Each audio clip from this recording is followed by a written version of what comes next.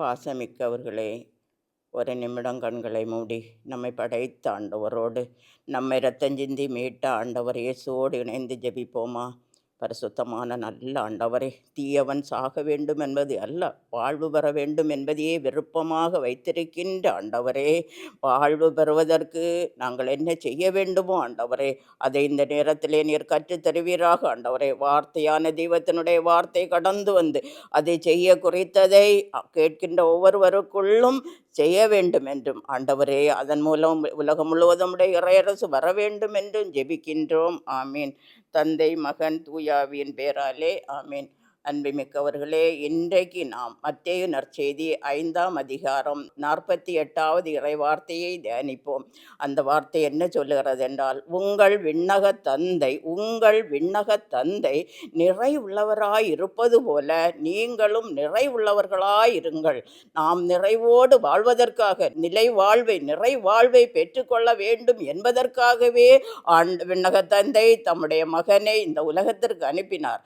எனவே அவர் பெற்று தந்த நிறைவை நாம் பெற்றுக்கொள்ள எதெல்லாம் நமக்கு இந்த காலகட்டத்திலே தடையாக இருக்கிறது எல்லாவற்றையும் அன்பு பாசமிக்கவர்களே ஒரு நிமிடம் கண்முன் கொண்டு வருவோம். செல்வத்தை சேர்க்கிறோம். ஒரு வீடு இருந்தால் இன்னொரு வீடு கிடைத்தால் எனக்கு நிறைவு வரும், நிலைவாழ்வு கிடைக்கும், மகிழ்ச்சியோடு வாழலாம் என்று நினைக்கிறோம். அந்த வீடை வைத்த பிறகு இருந்த நிம்மதியும் போகிறது. ஒன்றொன்றாக சேர்த்து வைத்து கடைசியிலே நாம் நிறைவாழ்வின் நிம்மதியை மகிழ்ச்சியை அனுபவிக்க முடியாமல் போகிறோம். ஆனால் ஆண்டவர் சொல்கிறார், உங்கள் விண்ணக தந்தை நிறைவுள்ளவராய் இருப்பது போல. ஏனெனில் அவர் நம்மை படைக்கின்ற பொழுதே அவருக்குள்ளிருந்த நிறைவு மனிதனுக்குள் ஆன்மாவுக்குள் கடந்து வந்தது. இதைத்தான் அகஸ்தீனார் சொன்னார். அவர் மன நிம்மதிக்காக நிறைவுக்காக எல்லாவற்றையும் அனுபவிக்க சென்றார்.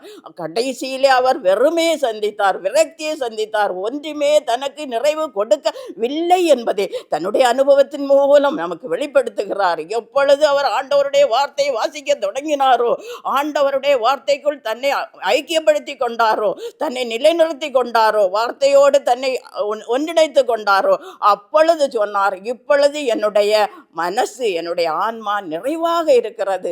ஏனெனில் அப்பொழுது ஆண்டவர் நிறைவுள்ள கடவுள் உள்ளே வந்து விட்டார். எனவே மக்களே, நாம் எதிலும் நிறைவு காண முடியாது. நிறைவுள்ளவர் குறையைத்தான் காண்போம். அந்த ஸ்நாபக அருளப்பர் சொன்னார், குண்டுகள், மலைகள், பள்ளத்தாக்குகள் எல்லாம் நிரப்பப்பட வேண்டும். நாம் பள்ளங்களை தோண்டி வைத்திருக்கிறோம், குண்டுகளை அமைத்து கொண்டிருக்கிறோம். பகை, விரோதம், கசப்பு, வெறுப்பு, இன்னும் எத்தனையோ குண்டுகள், எத்தனையோ பள்ளத்தாக்குகள். இந்த தவ காலத்திலே, பாடுகளின் காலத்திலே, இந்த ஆசீர்வாதத்தின் காலத்திலே இவைகளெல்லாம் நிரப்பப்படுகின்ற பொழுது, ஒப்புரவு என்ற திருவருட்சாதனத்தை பயன்படுத்தி நாம் அவைகளை நிரப்புகின்ற பொழுது விண்ணக தந்தை நிறைவுள்ளவராய் இருப்பது போல நாமும் நிறைவுள்ளவர்களாக மாற முடியும், வாழ முடியும். அத்தகைய வாழ்வை வாழ வேண்டும் என்பது தான் விண்ணக தந்தையினுடைய விருப்பம். ஆண்டவர் இயேசுவிடம் ஒரு பணக்கார இளைஞன், பரு செல்வந்தன், கட்டளைகளை எல்லாம் ஒழுங்காக கடைபிடித்த மனிதர் இளைஞன் வந்து கேட்டான், ஆண்டவரே, நல்ல போதகரே, நான் நிறைவாழ்வை பெறுவதற்கு என்ன செய்ய வேண்டும் என்று. ஆண்டவர் அவனை உற்று பார்த்து சொன்னார், நிறைவாழ்வை பெறுவதற்கு உனக்கு ஒன்று குறைவாக இருக்கிறது, மீதி 99 நீ ரெடி, ஓகே. ஆனால் ஒன்று குறைவாக இருக்கிறது. அந்த ஒன்று என்ன என்றால், உன்னுடைய செல்வத்தை எல்லாம் நீ விட்டு ஏழைகளுக்கு கொடுத்து விட்டு திருப்பி வந்து என்னை பின்செல். அந்த ஒன்று குறைவாக இருந்தது. ஆனால் அந்த இளைஞனோ அந்த ஒன்றை விடுவதற்கு மனம் இல்லாமல் என்ன செய்தான்? வாடிய முகத்தோடு சென்றான். அன்புமிக்கவர்களே, என்று வாடிய முகத்தோடு நாம் வாழ்ந்து கொண்டிருக்கிறோம் என்றால் எதை நாம் விடுவதற்கு தயார் இல்லை என்று பார்ப்போம். அதை விடுகின்ற பொழுது, நான் நிறைவுள்ளவர் வகிர்கின்ற பொழுது குறைகளெல்லாம் நம்மை விட்டு மாறி போகும், அகன்று போகும்.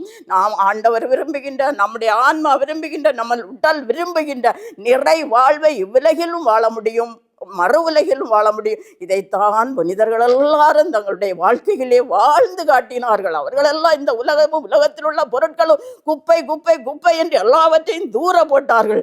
நாமோ அவைகளெல்லாம் அள்ளி எடுத்து நமக்கு தலைமையில் வைத்து நிறைவாழ்வின் மகிழ்ச்சியை அடைய முடியாமல் இருக்கிறோம். ஆண்டவரிடம் கேட்போம், நிறைவாழ்வை நான் பெற்றுக்கொள்வதற்கு தடைகளெல்லாம் ஆண்டவரே என்னிடத்தில் சேர்த்து வைத்திருக்கிற இந்த அழுகல்களை எல்லாம், துர்நாற்றங்களை எல்லாம் பிரபு என்ற திருவருட் சாதனத்தின் மூலம் களைந்து விட்டு தூர எறிந்து விட்டு நான் உம்மோடு இணைந்து கொள்வேன் ஆண்டவரே என்று கேட்போமா?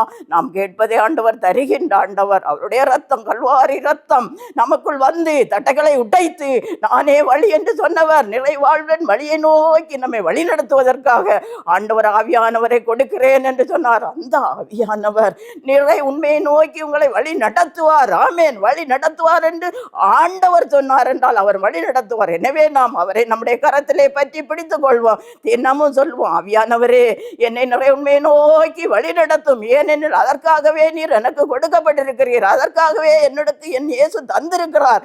எனவே நீர் என்னோடு வாரும் என்று கேட்டு நிறைவாழ்வின் மகிழ்வோடு நம்முடைய குடும்பத்திலே பிள்ளைகளோடு கணவரோடு உறவுகளோடு நிறைவாழ்வின் மகிழ்ச்சியை அனுபவிப்போமா? ஆண்டவர் நம்மோடு இருப்பாராக. ஆமீன். தந்தை மகன் தூய ஆவியின் பெயராலே ஆமீன்.